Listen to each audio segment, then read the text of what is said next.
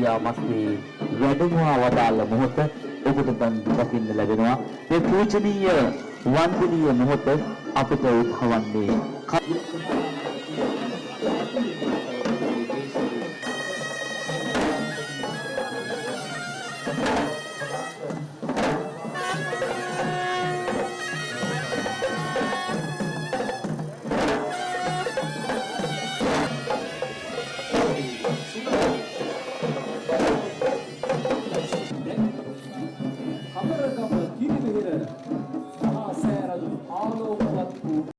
ධම්මං සරණං ගච්ඡාමි අතියම්පි ධම්මං සංදේශීය ජනාධිපතිතුමන් වෙත පිළිගන්වන අවස්ථාව එය සහභාගී වීම මේ සංවිධානය කිරීම සඳහා දායකත්වය ලබා දීම මේ සියල්ල සිහිපත් කරමි.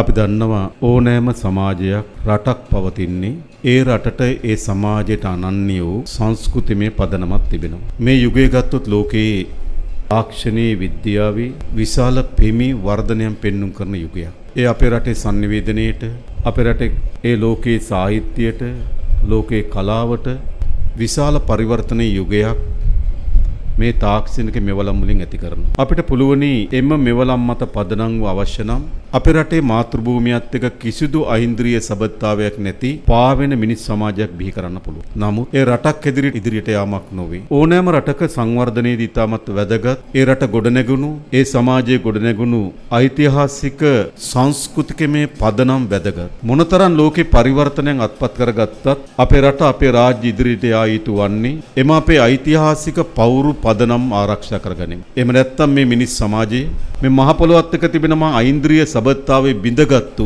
පාවෙන සමාජයක් බවට පරිවර්තනය වෙනවා. එය රටක අනන්‍යතාවය, එය සමාජික ගෞරවත්වය සියල්ල විනාශයට පත් කරනවා. මම හිතනවා එම ඓතිහාසික සංස්කෘතික උරුමයන් මේ මාතෘභූමියත් එක්ක අපේ රටේ ජනතාවගේ තිබෙන ඓන්ද්‍රිය සබඳතාවයන් පෙන්눔 කරන ඉතාමත් වැදගත් පෙරහැර මංගල්‍යයක් තමයි මේ ඓතිහාසික රුහුණු කතරගම මහා දේවාලයේ මේ පෙරහැර මංගල්‍ය. විශේෂයෙන්ම අපි බලන්න ඕනකම තිබෙනවා අපේ හාමුදුරන් වහන්සේ දේශනා කරපු පරිදි අවුරුදු 2187ක් අවිච්ඡින්නව මේ මහා කලා මංගල්‍ය පවතිනවා. අවුරුදු 2000කට අධික කාලයක් අවිච්ඡින්නව යම් කාර්යයක් මංගල්‍යයක් සංස්කෘතික උත්සවයක් පවතිනවා නම් ඒක මොනතරම් ගැඹුරු සංස්කෘතික පදනමක් නිර්මාණය කරනවාද කියන එක අපිට තේරුම් ගන්න පුළුවන්. ඔබ කල්පනා කරලා බලන්න අවුරුදු 2187ක් කියන්නේ අපේ પરම්පරා 100කට අධික પરම්පරා ගණනාවක් මේ ඓතිහාසික මංගල්‍යත් එක්ක සම්බන්ධ වී තිබෙනවා. ඒ නිසා සමාජයක් අවිච්ඡින්නව පවතින්නේ එම සංස්කෘතික උරුමයන් සමග අවිච්ඡින්නව පැවතුනොත් විතරයි. ඒ නිසා මම හිතනවා වාර්ෂිකව පවත්වන